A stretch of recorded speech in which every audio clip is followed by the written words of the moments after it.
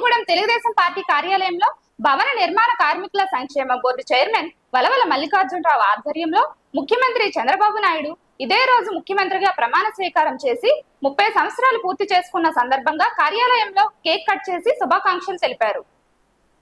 ఈ సందర్భంగా ఆయన మాట్లాడుతూ ముఖ్యమంత్రి నారా చంద్రబాబు నాయుడు ముఖ్యమంత్రిగా ఇదే రోజు ప్రమాణ స్వీకారం చేసి 30 సంవత్సరాలు పూర్తి చేసుకున్న సందర్భంగా ఆయనకు శుభాకాంక్షలు తెలిపారు. 3 దశాబ్దాల కాలంలో 4 సార్లు సీఎంగా ఆయన చేసిన పలు కార్యక్రమాలు, పథకాలు, సంస్కరణలు రాష్ట్ర అభివృద్ధికి దోహదపడ్డాయని తెలిపారు.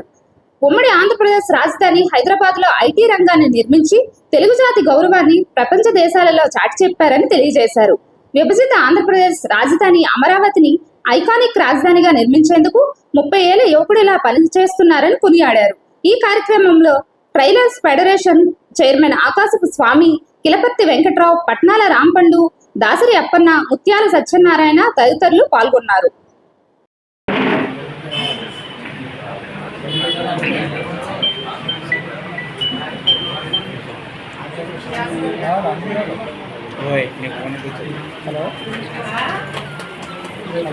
చంద్రబాబు నాయుడు గారు తొలిసారి ముఖ్యమంత్రి అయ్యి ఈ రోజుకి 30 సంవత్సరాలు. ఈ 30 సంవత్సరాల ఆయన సుదీర్ఘ రాజకీయ జీవితంలో కానీ, మరి ఆయన ఎమ్మెల్యే అయింది 1978లో అయినా ఆయన 1996లో 95లో ముఖ్యమంత్రిగా ప్రమాణ స్వీకారం చేసినప్పటి నుంచి ఈసారికి 4వసారి ప్రమాణ స్వీకారం చేయడం జరిగింది. ఇందులో భాగంగా ఆయన ఎన్నో సంస్కరణలు, ఉమ్మడి ఆంధ్రప్రదేశ్కి ఎన్నో సంస్కరణలు తీసుకొచ్చిన వ్యక్తి చంద్రబాబు నాయుడు గారు. ఆ రోజున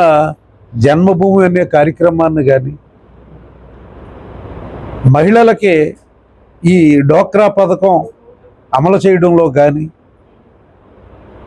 మరి హైటెక్ సిటీ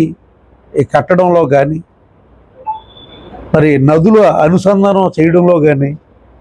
వాజ్పేయి గారికి ఆ రోజున ఆయన ఎన్నో సలహాలతోటి ఈ రోడ్లు, ఎన్హెచ్ రోడ్లు డెవలప్మెంట్లో కానీ, ఇప్పుడు ఈసారి వచ్చిన తర్వాత ఎన్నెన్నో కార్యక్రమాలు, నదుల అనుసంధానం చేసే కార్యక్రమం, ప్రాజెక్టులన్నీ కూడా మరి పూర్తి చేసే కార్యక్రమం, కొత్తగా ప్రాజెక్టులు, మరి సాగునీరు పూర్తిగా ఆంధ్రప్రదేశ్ అంతటా ప్రవహించే విధంగా చేసే కార్యక్రమాలు కానీ, దాంతో పాటుగా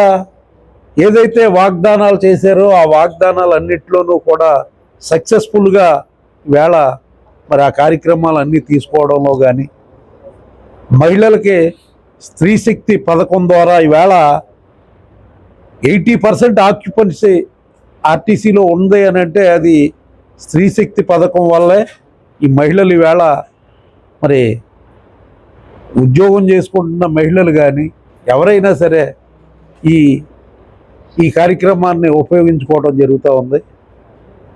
అందులో భాగంగా మరి రానున్న రోజుల్లో ఇంకా అనేక కార్యక్రమాలు చేయడానికి ఆయన ఉద్యుక్తులు అవుతున్నారు. ముఖ్యంగా రాజధాని నిర్మాణం పూర్తయిన తర్వాత కానీ మరి ఆయన శక్తి ఏంటనేది ప్రపంచానికి తెలియజేసే విధంగా ఈ రాజధాని నిర్మాణం ఉంటుందని చెప్పి తెలియజేస్తాం. నాయకులందరినీ సంఘటితంగా చేసి మళ్ళీ 2014లో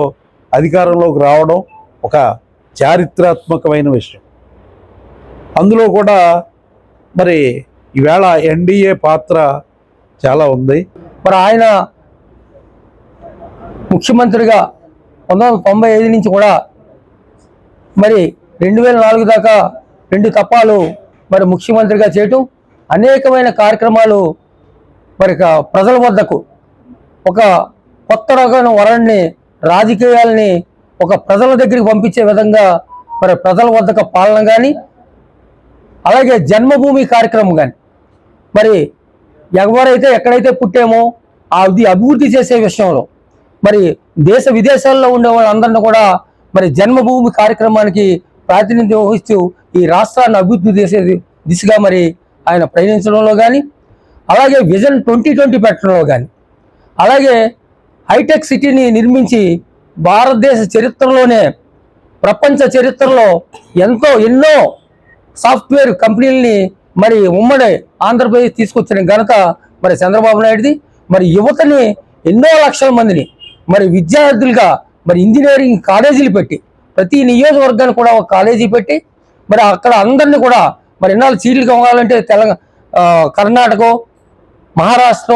తమిళనాడు వెళ్ళవలసిన పరిస్థితి ఆ రోజుల్లో డొనేషన్లు కట్టి విద్యార్థులు మరి వాటిని అధిగమించి ప్రతి నియోజకవర్గానికి కూడా ఒక కాలేజీ పెట్టి మరి విద్యార్థులు ఎంతో మందిని, లక్షలాది మంది విద్యార్థుల్ని సాఫ్ట్వేర్ రంగానికి మరి తీసుకొచ్చి మరి ఆయన ఎంతో లక్షలాది మరి ఒక కుటుంబం అభివృద్ధి చెందాలంటే చదువు ఎంత ముఖ్యమని మరి ఆయన గుర్తించి ఆ రోజు ఒక 20 ఎకరాలు, ఒక 50 ఎకరాల రైతు 1 లక్ష రూపాయలు, 2 లక్షలు ఖర్చులు పోను ఒక 2 లక్షల రూపాయలు సంపాదించాలంటే ఎంతో ఇబ్బంది పడే పరిస్థితి, ఒకవేళ చదివించాలంటే ఇబ్బంది పడే పరిస్థితి. ఇది పరిస్థితి ఇలా ఉండకూడదు, విద్యను అభివృద్ధి చేయాలనే ఉద్దేశంతో మరి ఆ రోజు ఇంజనీరింగ్ కాలేజీలు పెట్టి ఇంజనీరింగ్ ఉత్తీర్ణులైన వాళ్ళకి సాఫ్ట్వేర్ రంగంలో దేశ విదేశాల్లో ఒక్కొక్కరు కూడా 1 కోటి రూపాయలు, 50 లక్షలు కూడా అలాగా ఆ కుటుంబాన్ని ఆసరాగా వచ్చి మరి వాళ్ళు ఈ రాష్ట్రంలో ఎంతో అభివృద్ధి చెంది దిశగా మరి యువతని మరి ప్రోత్సహించడంలో కానీ, అలాగే మహిళలకి దీపం పథకం పెట్టి ఇంటిలో అప్పుడు ప్రతి ఇంట్లో కూడా అందరూ కూడా కట్టెల పూయలతో మనం వండుకునే పరిస్థితి, ఆ పరిస్థితి అధిగమించాలి అని దీపం కార్యక్రమం పెట్టి ప్రతి ఇంటికి గ్యాస్ బండ్లు ఇచ్చి మరి ఆయన ఆ రోజు ఈ కార్యక్రమాలను చేయడంలో కానీ